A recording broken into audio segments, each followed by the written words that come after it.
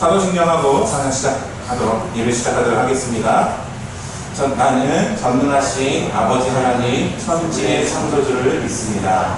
나는 그의 유일하신 아들 우리 주 예수 그리스도를 믿습니다. 그는 성령으로 잉태되어 동정녀 마리아에게서 나시고 본디오 빌라도에게 고난을 받아 십자가에 못 박혀 죽으시고 장사된 지 사흘 만에 죽은 자 가운데서 다시 살아나셨으며 하늘에 오르시어 전능하신 아버지 하나님 우편에 앉아 계시다가 거기로부터 살아있는 자와 죽은 자를 심판하러 오십니다. 나는 성경을 믿으며 거룩한 공교회와 성도의 교제와 죄를 용서받는 것과 몸의 부활과 영생을 믿습니다. 아멘. 우리 계속해서 찬양하고 있는 찬양인데요. 예배하는 자리요. 인내라는 찬양입니다. 우리 계속해서 정말 하나님 앞으로 나아가는 마음으로 이 시간 같이 찬양하셨으면 좋겠습니다.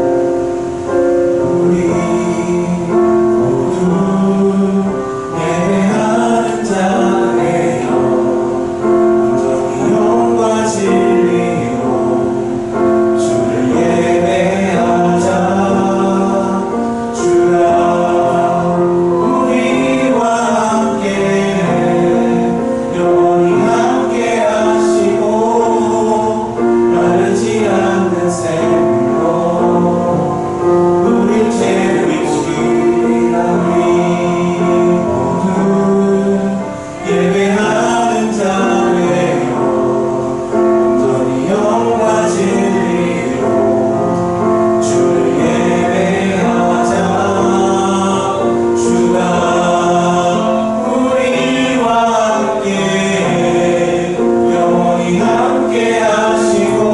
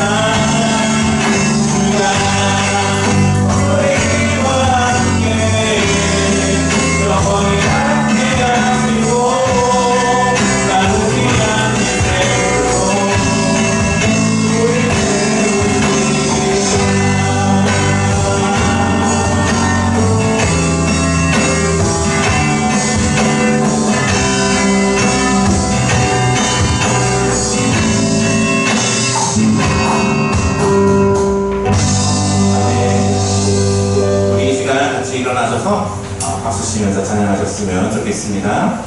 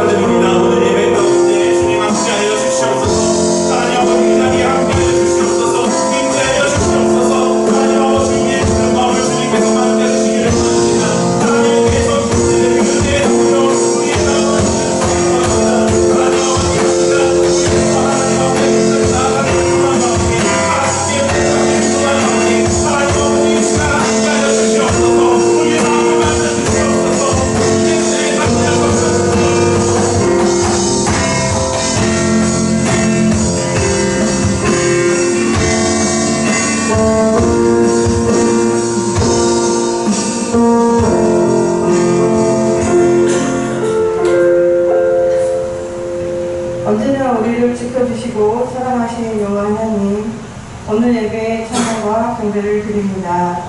청소년 여름 수련회에 좋은 날씨를 주시고 우리들이 즐겁게 수련회를 할 수 있도록 인도하심에 감사 기도드립니다. 이번 수련회를 통하여 우리 아이들이 하나님과 만나는 귀한 시간이 작게나마 있을 줄 믿습니다. 개개인의 기도를 하나님 들어주시고 우리가 알지 못했던 일까지도 주님께서 계획하여 주셔서 주님의 일하심을 알 수 있도록 인도하여 주시옵소서.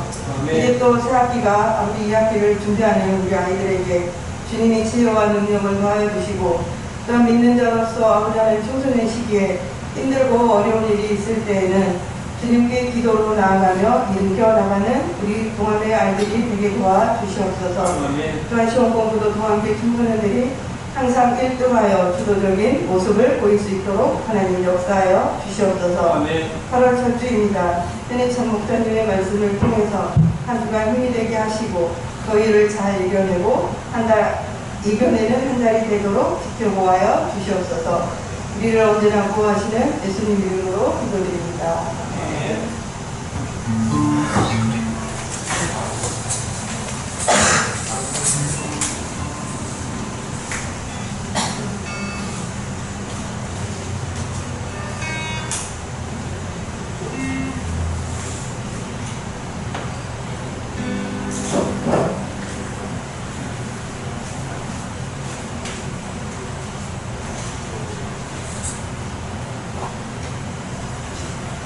아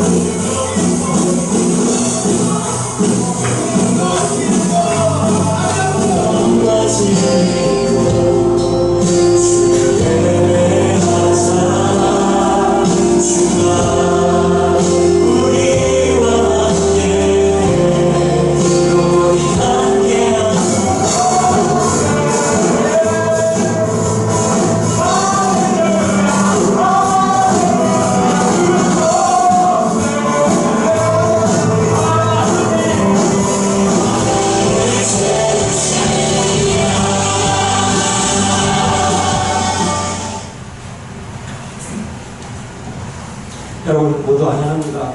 여기 화면 볼 때 다들 여러분 다 주인공인 거 아시죠? 여기 다 나오신 분들 있는 것 같아요. 오늘 동학교에 방문해주시고 계세요. 한성교에서 오셨거든요. 한번 얘기를 해주시면. 이번 선교지 8월달에 선교지에 가시는데 여기 일원으로 여기 오셨습니다. 박수 한번 쳐주세요. 이름은 김환희, 한성교에 다니고 있습니다. 청소년부이고요.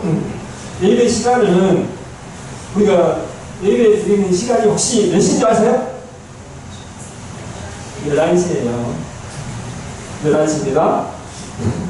11시 듣지 마시고 또 오세요. 그리고 올 때 입구 쪽에 헌금이 있습니다. 8월달 이후에 지금 목장 개편을 준비하고 있거든요. 목장 개편을 준비하고 있으니까 여러분들 기도 많이 부탁하고 그 목장의 마음은 여러분들 중에서 훌륭한 리더가 나오기를 바라고 있습니다. 그리고 전시대 예배가 있어요. 우리 예배를 드리는데 11시에 본당에서 셋째 주에 전시대 예배가 있습니다. 그때 우리 악기팀이 봉사를 하게 되어 있거든요. 준비해 주시면 감사하겠습니다. 이번 주 수요일 날 송경민 목사님이 오셔서 설교하십니다. 여러분 오셔서 그 설교 가운데 찬양과 말씀으로 은혜 있으시길 바라겠습니다. 그리고 하반기에 여러분 목사님하고 신방 한방 면담 안 하셨죠? 꼭 하셔서 목사님에게 기도도 말씀하시고 찬양도 말씀하시고 여러 가지를 말씀하셔야 돼요. 말씀하셔서 목사님의 기도를 꼭 받을 수 있도록 해주시기 바라겠습니다. 지금 휴가철이라서 그런가 우리 친구들 지금 안 나오고 있는 친구들이 많은데 친구에게 연락도 좀 해주시기 바라겠습니다. 이상입니다. hun금 보험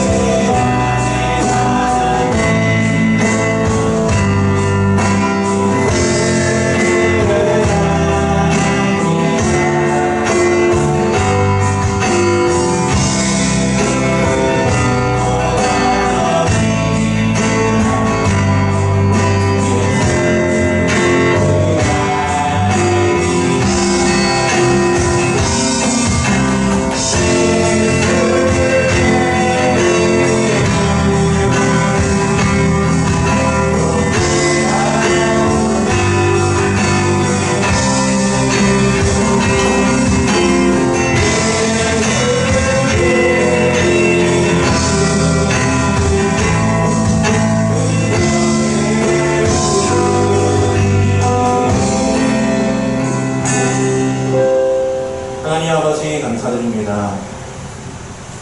이 더운 여름날 또 많은 휴가철의 이 시간에 하나님 아버지 이 자리로 우리를 인도하여 주심에 감사드립니다. 하나님 우리가 이 예배 가운데 정말 하나님 앞으로 온전히 나아갈 수 있게 해 주시옵소서. 영과 진리로 예배할 수 있게 해 주시옵소서. 하나님 그리고 우리가 이 자리에 모여서 또한 하나님께 예물을 올려드립니다. 하나님 아버지 기뻐 받아주시옵고 정말 우리가 주일 헌금으로 11조로 감사 헌금으로 각종 헌금들로 드려지는 이 헌금들이 하나님의 나라를 세우는 데에 정말 뜻있게 사용되게 하여 주시옵소서. 감사드리며 예수 그리스도의 이름으로 기도드립니다. 아멘. 자, 광고에서 조금 추가적인 것 얘기를 해드릴게요. 목장 개편을 이제 교육목장님들이랑 이야기를 했었거든요. 근데 당장에 하기보다는 우리가 목장에 대해서 조금 더 알아보고 진행하면 좋겠다. 그래서 우리가 조금 더 목장에 대해서 한 번 더 살펴보고 배워보고 다시금 시작하면 좋겠다라는 이야기가 나왔습니다. 그래서 목사님이 다른 가정교회 목사님한테 어떤 그 기준이 되는 영상 같은 거 있으면 좀 달라고 했거든요. 다음 주에는 우리가 그 영상을 보면서 해보면 좋을 것 같고요. 그리고 여러분 손경민 목사님 아세요? 네. 은혜 찬양 알아요? 네. 은혜. 갑자기 가사가 기억이 안 나요. 뭐였지? 뭐였죠?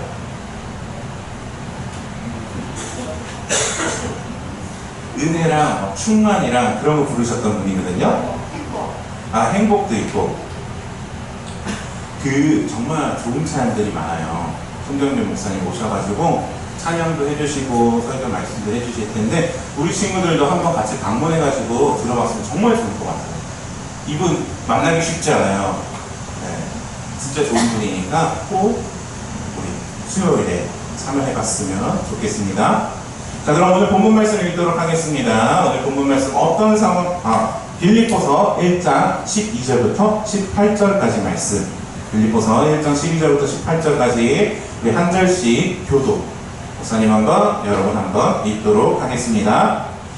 형제자매 여러분, 내게 일어난 일이 도리어 복음을 전파하는 데에 도움을 준 사실을 여러분들이 알아주기를 바랍니다. 안 넘어갔어요? 네, 여러분들이 13절 시작. 내가 그리스도 안에서 감옥에 갇혔다는 사실이 온 진리와 그 밖에 모든 사람에게 알려졌습니다. 주님 안에 있는 형제자매 가운데 많은 사람이 내가 갇혀있음으로 말미암아 더 확신을 얻어서 하나님의 말씀을 겁없이 더욱 담대하게 전하게 되었습니다. 어떤 사람들은 시기하고 다투면서 그리스도를 전하고 어떤 사람들은 좋은 뜻으로 전합니다. 좋은 뜻으로 전하는 사람들은 내가 복음을 변화하기 위하여 세우심을 받았다는 것을 알고서 사랑으로 그리스도를 전하지만 시기하고 다투면서 그런 사람들을 지도하시고 그 사람들에게 그리스도를 전합니다. 그들은 나의 감옥 생활에 괴로움을 당하게 생각을 품고 있습니다. 함께 읽겠습니다. 그렇지만 어떻습니까? 거짓된 마음으로 하든지 참된 마음으로 하든지 어떤 식으로 하든지 결국 그리스도가 전해지는 것입니다. 나는 그것을 기뻐합니다. 앞으로도 또한 기뻐할 것입니다. 아멘. 자, 오늘 어떤 상황에서도 복음을 위해 라는 제목으로 말씀 전할 거예요. 자, 이거 넘길 수 있도록 해주세요. 네, 넘어갑니다. 자, 어떤 상황에서도 복음을 위해. 자, 여러분 방학생활 만끽하고 있습니까? 대답이 없어요. 다들 방학생활을 만끽 못하고 있나 봐요. 학원이 너무 바빠요? 정말 요즘 우리 친구들 너무 학원 때문에 너무 힘들어하는 것 같아요. 심지어 장마 끝나고 나니까 굉장히 찝찝하고 더운 여름이 진행되고 있습니다. 정말 역대급인 것 같아요. 더위 먹지 않도록 조심하고요. 남은 시간 즐거운 방학생활 보낼 수 있으면 좋을 것 같아요. 자, 1866년의 일이었습니다. 1866년. 오늘과 같이 무더운 여름의 때였어요. 영국의 한 젊은이가 한국 선교를 위해서 미국의 삼선 제너럴 셔먼호를 타고 대동강을 통해서 조선 땅으로 입국을 했습니다. 이 사람의 이름이 로버트 저메인 토마스 선교사님입니다. 로버트 저메인 토마스 선교사님. 자, 그런데 이분의 선교가 길게 이어지지 못했어요. 같은 해 9월 5일, 이분이 8월에 입국했거든요. 같은 해 9월 5일 날 불길에 휩싸인 선박과 그리고 뜨겁게 달구어진 모래사장 가운데서 죽음을 맞이했기 때문입니다. 한 달이 채 안 되는 그런 선교 기간이었던 거죠. 그래서 토마스 선교사님은요, 그래서 토마스 선교사님 복음을 위해서 자신을 내어준 조선 땅의 첫 번째 순교자다라고 사람들이 이야기를 해요. 목사님이 이분에 대해서 알아보니까 자료가 굉장히 많더라고요. 논문도 엄청 많고. 토마스 선교사님은요, 비록 짧은 기간이었지만 그 마지막까지도 복음을 위해서 일했던 사람입니다. 기록에 의하면요, 토마스 선교사님은 자신에게 칼을 겨누고 있는 병사에게 성경을 내밀어 주면서 죽음을 맞이했다고 해요. 죽음의 순간까지도 복음 전도에 사명을 맞추고 있었던 것입니다. 어째서 이렇게 복음을 위해 헌신을 했고 우리는 그의 모습을 보면서 어떻게 신앙생활을 나아가야 할지를 한번 좀 보면은 좋을 것 같아요.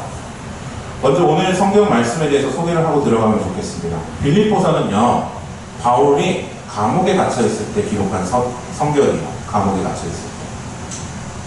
그래서 옥중서신이라고 부릅니다. 바울은 감옥에 갇힌 상황에서도 빌립보 교회 성도들에게 편지를 썼고 복음의 교제를 나누고 있는데요. 비록 그가 복음을 전하다가 핍박을 받아 지금 감옥 안에 있는데 그는 하나님께 감사한다라는 말을 하고 있습니다. 여러분, 옥중서신이라고 하면 대략 느낌이 어떨 것 같아요? 감옥에서 쓴 편지잖아요. 내용 되게 칙칙할 것 같지 않아요? 막 내가 지금 이런 상황에 있어서 굉장히 힘들다, 혹은 뭐 이런 상황을 만든 사람이 되게 싫다, 이런 얘기들 막 적혀 있을 것 같은데, 아니면 내가 이런 잘못을 해서 정말 힘들다, 이런 거. 그런데 신기한 거는요, 빌립보서는 총 4장이거든요. 짧잖아요. 이 4장 가운데 16번이나 기쁨이라는 단어를 쓰고 있어요. 우리 아까도 본문 읽을 때 막 기뻐했다, 기뻐할 것이다, 그렇게 얘기했잖아요. 기쁨이라는 단어가 16번이나 쓰여지고 있어요. 그래서 빌립보서의 별명이 기쁨에서요. 기쁨에서. 대체 바울은 어디에서 이 기쁨을 느끼고 있는 걸까요? 감옥에 갇혀 있는 거예요. 바울이 자신의 상황이나 처지에 집중하기보다는요, 바울은 자신의 사명에 집중하고 있었기 때문에 비록 지금의 상황일지라도 그는 기뻐할 수 있었다라고 얘기를 합니다. 바울의 사명이 무엇이었을까요? 아는 사람. 바울의 사명. 자, 누가 한번 맞춰볼까요? 누가 한번 맞춰볼까요? 은결이 한번 해볼래요? 바울은 어떤 사람이었어요? 감옥에 갇힌 사람이요? 틀린 말은 아니긴 한데 목사님이 원하는 대답은 아니었어요. 바울이 본래 하던 일이 바울이 왜 갇혔을까요? 본래 하던 일이 뭐였을까요? 바울은 선교사로 유명한 사람이죠? 바울은 복음을 전하는 일이 바울의 사명이었어요. 그래서 오늘 본문 가운데 바울은 복음으로 인해서 기뻐한다라고 이야기를 합니다. 구체적으로 어떤 일이 있었는지 한번 우리가 알아보도록 하면 좋을 것 같아요. 먼저 12절 말씀 같이 한번 읽어보도록 하겠습니다. 시작!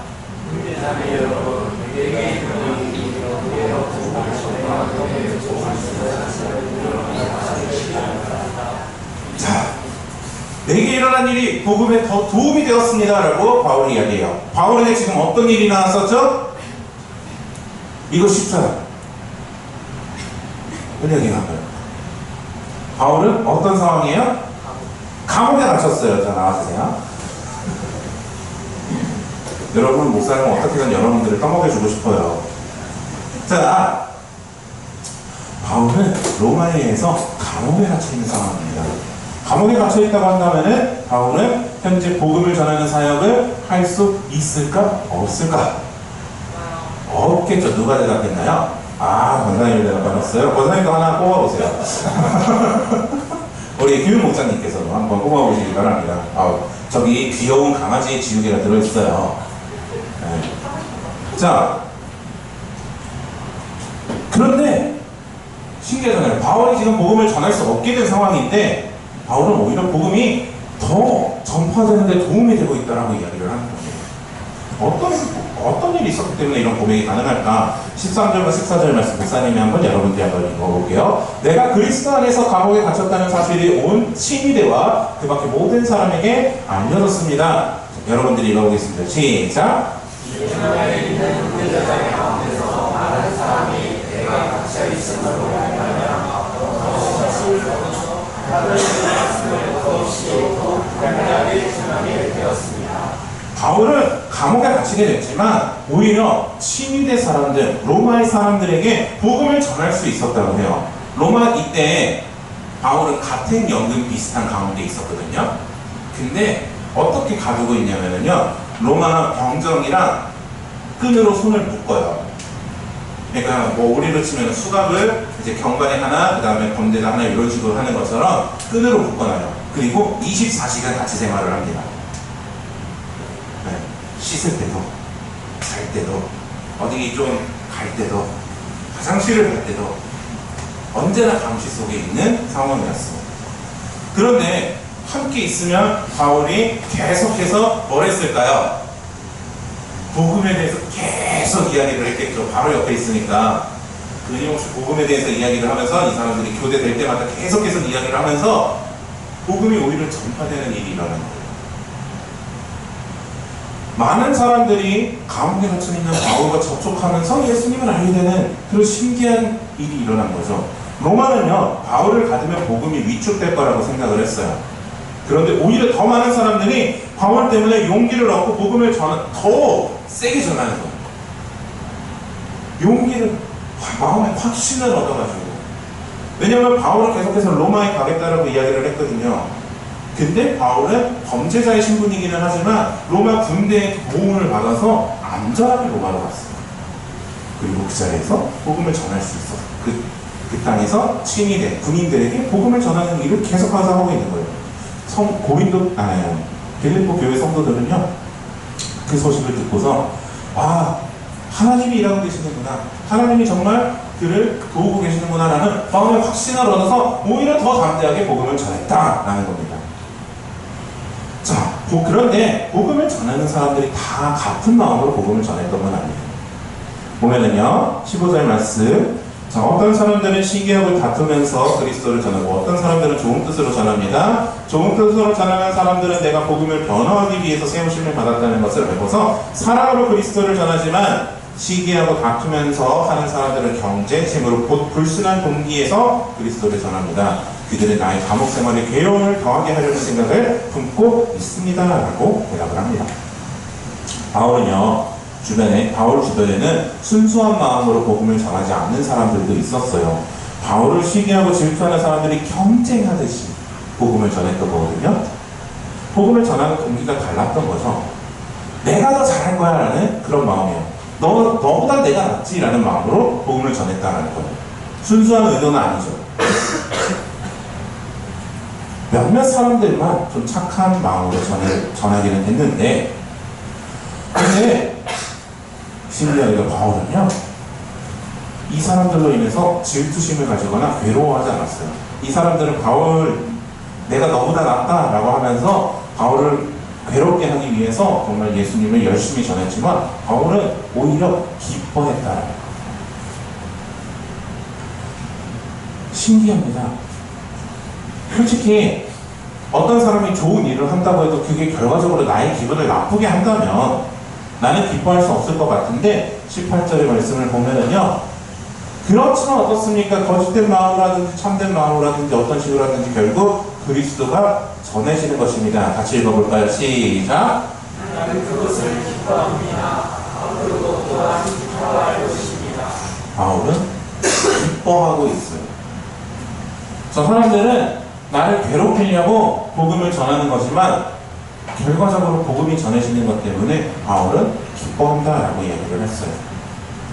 바울의 사명이 뭐야? 아까 뭐라고 했죠? 복음을 전하는 거 왜 나왔어요?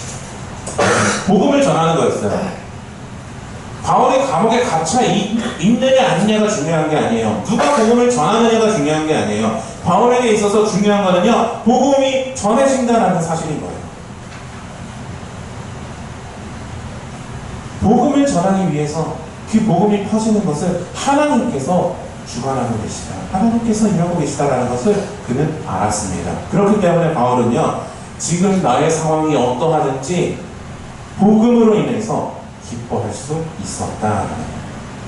바울은 하나님이 맡겨주신 사명을 가슴 깊이 새기고 복음을 위해서 일하는 사람이었습니다. 자신이 직접 복음을 전할 수 없는 상황일지라도, 감옥에 갇힌 상황일지라도 복음을 전파하는 모습을 보면서, 복음이 전파되는 모습을 보면서 기뻐할 수 있는 사람이었어요. 목사님이 서론에서 토마스 선교사님에 대해서 이야기했던 거 기억하나요? 복음을 전하기 위해서 조선 땅에 도착한 채 한 달도 되지 않아서 죽음을 맞이했던 이 토마스 선교사님은요, 마지막까지 복음을 전하는데 힘을 썼어요. 근데 여러분, 이 성경 하나 전하는 거 사실 별일 없는 것처럼 보일 수 있어요. 성경 하나 전하자고 죽음을 맞이하는 거 솔직히 좀 속된 말로 개죽음 아닌가? 라고 생각할 수도 있어요. 정말 의미 없는 죽음일 수도 있는데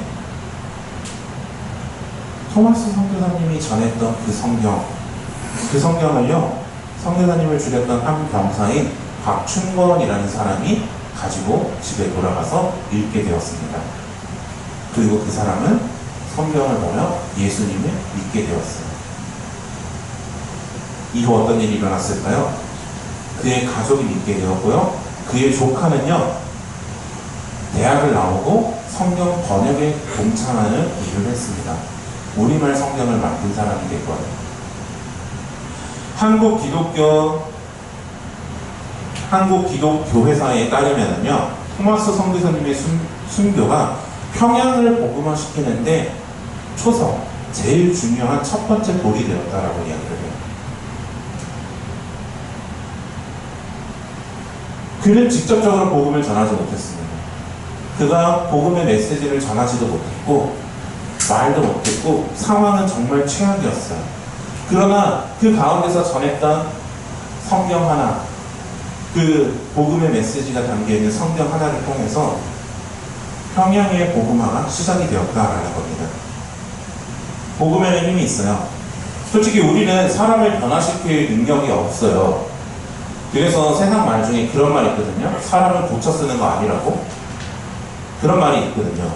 그런데 우리는 정말 사람을 변화시키는 능력도 없고 설득할 말 재주도 없을지라도 복음은요, 사람을 변화시키는 능력이 있습니다.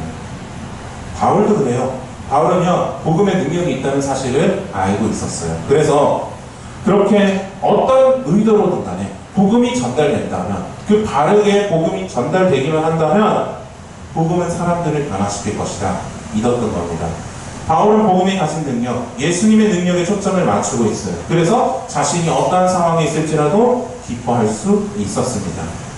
그것이 바울이 말하는 일체의 비결인데요. 여러분은 좀 어떻습니까? 여러분들은 복음을 생각할 때 어떤 마음을 가지고 있어요? 기쁜 마음이 드나요? 아니면 내가 이 복음을 전해야겠다라는 생각이 드나요? 솔직히 우리가 복음을 전해야 된다라는 메시지를 많이 듣기는 하지만 전도에 대해 굉장히 부담감을 가지는 경우들이 많아요. 하지만 여러분, 이거를 하나 좀 기억했으면 좋겠습니다. 복음을 전한다는 것은요, 교회에 데려오는 것과는 다른 거예요. 사람들이 전도한다라고 이야기할 때 교회에 데려오는 것과 전도라고 생각을 하는데, 정확히 따지면은요, 다른 말이에요. 복음을 전하는 게 진짜 전도예요. 예수님이 너를 위하여 죽어주셨다. 죄인이었던 네가 이제 구원을 받았다. 영원한 생명을 받을 수 있게 되었다. 그 복음의 메시지를 전하는 게 진짜 복음을 전하는 전도예요. 교회로 데려오는 거는요, 그렇게 예수님을 믿고자 한 사람을 우리가 함께 신앙생활을 이어나가자라는 의미를 가진 것이죠.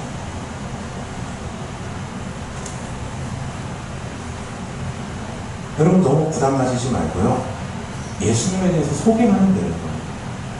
예수님이 이런 분이다. 예수님 한번 믿어봐라. 꼭 교회 나오면 좋겠지만 교회 나오기 어려운 친구들도 있을 거예요. 꼭 교회에 나오지 못하더라도 예수님에 대해서 한번 알아봐라. 예수님이 정말 좋은 분이다. 소개할 수 있는 우리 친구들이 됐으면 좋겠습니다. 그것을 하나님이 정말 기뻐하실 거예요. 우리 친구들이 그렇게 복음을 전하는 것을 하나님 기다리고 계실 거예요. 그렇게 복음을 전하다 보면 우리의 마음 가운데서도 하나님이 기뻐하시는 그 기쁨이 생겨나게 될 겁니다. 여러분들의 시선은 어디를 향하고 있어요? 여러분들의 초점은 어디에 맞춰져 있을까요?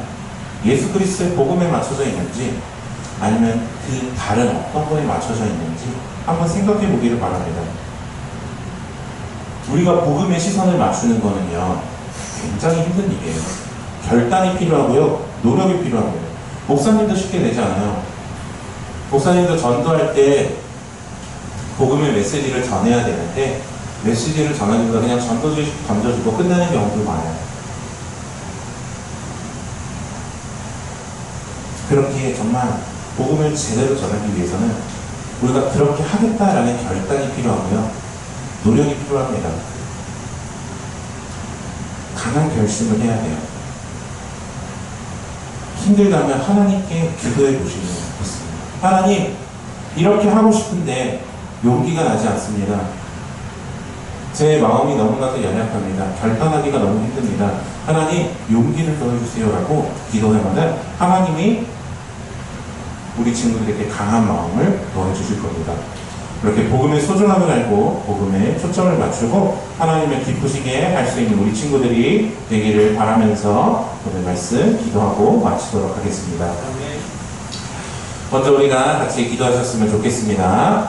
오늘 말씀 가운데 예수 그리스도께 초점을 맞추고 나아가는 바울의 모습을 보게 됩니다. 그는 비록 감옥에 갇혀서 자유롭지 못한 상황이었어요. 그럼에도 불구하고 기뻐하는 모습을 보여주었습니다. 그가 기뻐하는 이유는 다름 아닌 복음이 전파되었기 때문입니다. 바울의 모습을 보면서 우리를 돌이켜봅니다. 우리의 초점은 어디를 향해 있는가를 생각해보게 됩니다. 우리가 바울의 모습 가운데 하나님의 소망을 발견하게 해주시옵소서. 한 사람에게 복음을 전하는 그리고 한 사람을 통해서 세상을 변화시키는 그런 역사를 우리가 볼 수 있게 해주시옵소서. 우리가 전한 복음이 그렇게 되기를 원합니다. 우리가 전한 복음이 이 땅에 정말 이 땅을 복음화시키는 그런 강한 능력을 가질 수 있기를 원합니다. 하나님, 우리를 사용하여 주시옵소서라고 우리 이 시간 같이 기도하셨으면 좋겠습니다. 하나님 아버지 감사드립니다. 오늘 말씀 가운데 예수 그리스도께 초점을 맞추고 나아가는 우리의 모습을 봅니다. 하나님, 그 바울의 모습을 우리가 함께 정말 따라갈 수 있게 해주시옵소서. 비록 감옥에 갇혀서 자유롭지 못한 상황이었음에도 불구하고 기뻐하는 바울이었습니다. 그가 기뻐하는 이유는 다름 아니라 복음이 전파되기 때문이었습니다. 바울의 모습을 보면서 아버지 우리를 점검하게 해주시옵소서. 우리의 마음을 돌이켜보게 하여 주시옵소서. 우리가 우리의 시선이 어디를 향해 있는지를 생각해보게 하여 주시옵소서. 바울의 모습 가운데 하나님이 바라고 있는 그 소망이 어떠한 것인지를 보기를 원합니다. 정말 우리가 어떤 상황에 있더라도 복음이 전파되는 것, 하나님 아버지 우리가 그 상황을 감당할 수 있기를 원합니다. 우리 또한 마음과 같은 마음을 품을 수 있기를 원합니다. 한 사람에게 전해지는 복음을 통하여서 세상이 바뀌는 모습을 볼 수 있기를 바랍니다. 하나님 아버지, 우리가 전하는 복음을 통하여서 아버지 이 땅이 바뀌게 하여 주시옵소서. 이 나라가 바뀌게 하여 주시옵소서. 아버지 이 세상이 바뀌게 하여 주시옵소서. 하나님 아버지, 복음에는 능력이 있음을 믿습니다. 우리는 정말 미약할지라도 우리가 전하는 그 복음에는 아주 큰 힘이 있음을 믿습니다. 하나님 아버지, 우리가 정말 이 세상 가운데 많은 부담을 가지고 살아가지만 복음을 전하는 것에서도 많은 부담을 느끼지만 하나님 결단할 수 있는 마음을 허락하여 주시옵소서. 하나님 정말 이 복음을 전하는 데 있어서 아버지 힘을 낼 수 있는 아버지 담대한 마음을 허락하여 주시옵소서. 그리하여서 우리가 정말 하나님의 나라가 이 땅에 온전히 세워질 수 있도록 주님 도와주시옵소서. 다음으로 함께 기도할 것은요, 우리의 예배를 위하여서 함께 기도하였으면 좋겠습니다. 우리가 예배 가운데 하나님 앞에서 예배한다는 사실을 기억하게 하여 주시옵소서. 예배 가운데 하나님을 만나게 하여 주시옵소서. 하나님께 집중하는 우리가 되게 하여 주시옵소서. 인격적인 하나님을 만날 수 있게 해주시고 하나님의 사랑을 우리의 마음 가운데 누릴 수 있게 해주시옵소서. 하나님을 향한 사랑이 넘쳐나기를 바랍니다.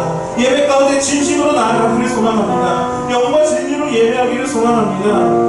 우리의 마음을 붙들어 주시고 나아가는 우리가 되게 하여 달라고 우리 이 시간 다시 한번 목소리를 내서 함께 기도하도록 하겠습니다. 하나님 아버지, 이 시간 하나님을 위해서 우리 예배를 위해서 기도합니다. 하나님 아버지, 우리 예배를 주님 긍휼히 여겨 주시옵소서. 아버지, 우리가 이 예배 가운데 하나님 앞에서 예배한다는 사실을 기억하게 하여 주시옵소서. 아버지, 그저 일주일에 한 번 우리가 그냥 이 자리에서 시간을 보내는 것이 아니라 정말 이 자리에 임재하시는 하나님 우리가 느끼기를 원합니다. 하나님 아버지, 이 가운데 우리가 하나님을 만날 수 있기를 원합니다. 예배 가운데 하나님의 은혜를 받을 수 있기를 원합니다. 하나님의 사랑을 더욱더 깊이 누릴 수 있기를 원합니다. 나를 사랑하시는 인격적인 하나님을 만나게 하여 주시옵소서. 그저 글로써 아무나 다 사랑하시는 그런 하나님이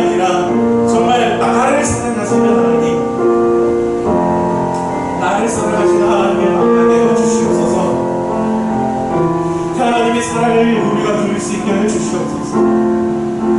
우리 마음 가운데 하나님의 사랑이 있고 하나님을 향한 사랑이 있게 하여 주시옵소서. 우리가 정말 예배 가운데 진심으로 나아갈 수 있기를 원합니다. 정말 전심을 다해 하나님을 찬양하기를 원합니다. 말씀 가운데 은혜를 받을 수 있기를 원합니다. 아버지, 그 모든 것을 주관하시는 하나님과 함께 하기를 원합니다. 하나님 아버지, 우리 예배를 주님 긍휼히 여겨주시옵소서. 우리의 마음을 붙들어주시고 하나님의 은혜가 되게 해주시옵소서. 하나님 아버지, 감사합니다. 어떠한 상황에도 복음을 위하여 일하는 바울의 모습을 보게 됩니다. 그는 감옥에 갇혀있고 세상적으로 볼 때 불행한 상황이라고 할 수 있지만 그는 기뻐하는 모습을 보여주었습니다.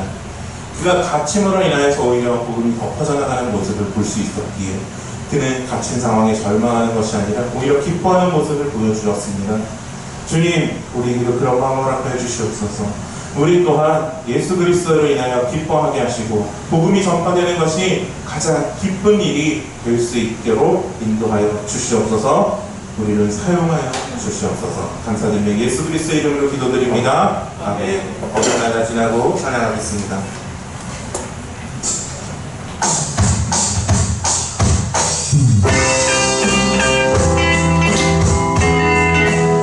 찬양합니다.